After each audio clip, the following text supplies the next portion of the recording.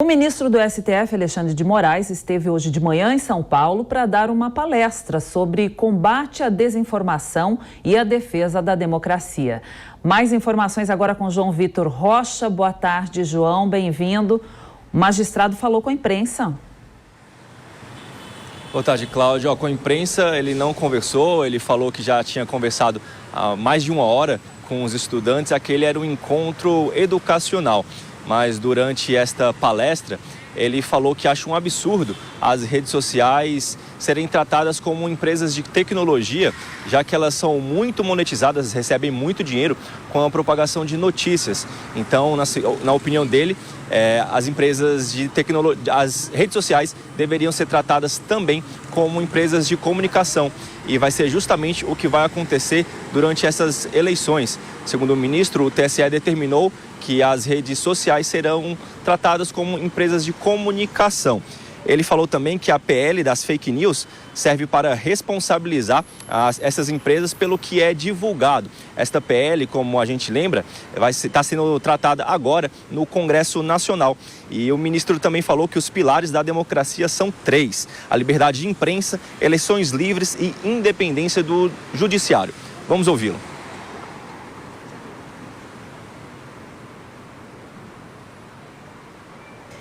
Bom, a gente não teve a informação agora, mas vamos comentar aqui com a nossa equipe.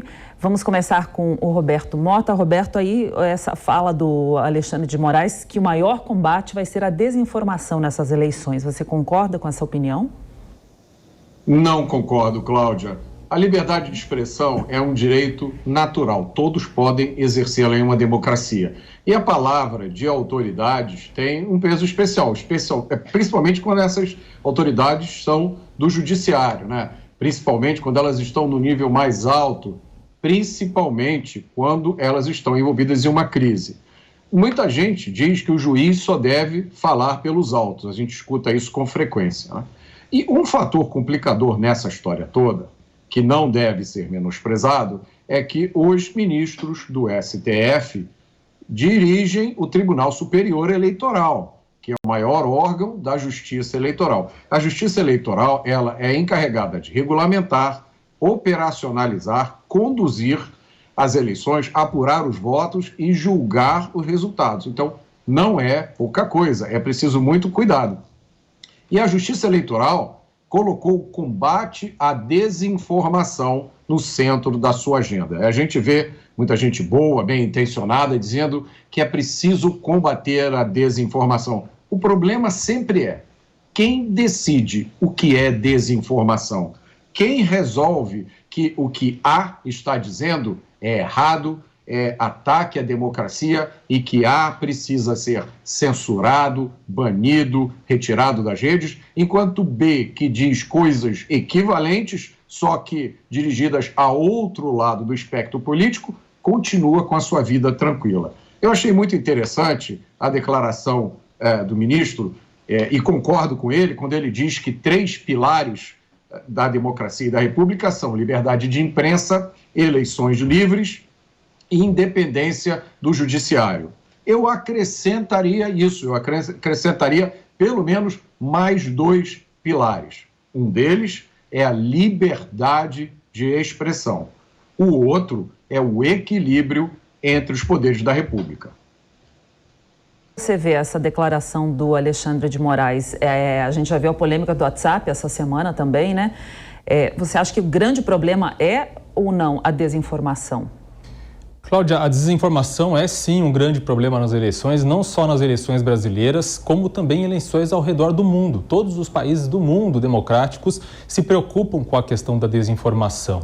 E é preciso separar esse assunto, porque uma coisa é o monitoramento, a decisão, né, de se um conteúdo é verdadeiro ou não. Quer dizer, essa checagem de informações é realmente problemática. Você dar o poder para qualquer instituição para decidir se aquilo que o cidadão está dizendo em uma rede social é verdade ou não. É, de fato, um problema. Isso é o que poderia ser chamado, dependendo de como isso é conduzido, de uma censura. A outra coisa é a o disparo em massa de mensagens, por exemplo, por contas inautênticas. O que são contas inautênticas? Por exemplo, contas de perfis falsos, de perfis anônimos, de robôs no Twitter e em outras redes sociais. Isso é possível coibir sem que se promova a censura. Então, é preciso tomar muito cuidado com aquelas pessoas que tentam colocar tudo no mesmo saco, como se o combate à desinformação fosse sempre resvalar para o lado da censura. Não é verdade, não é assim e não precisa ser assim.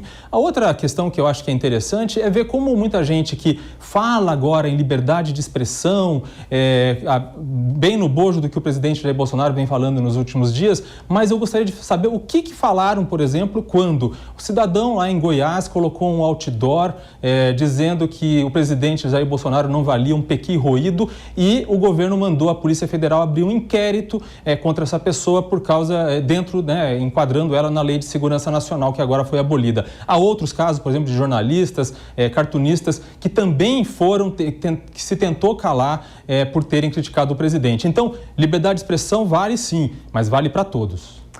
Alfredo Scaff, na sua opinião, a defesa da democracia passa pelo combate à desinformação ou não? Sim, sem dúvida. O problema é a gente definir o que é desinformação.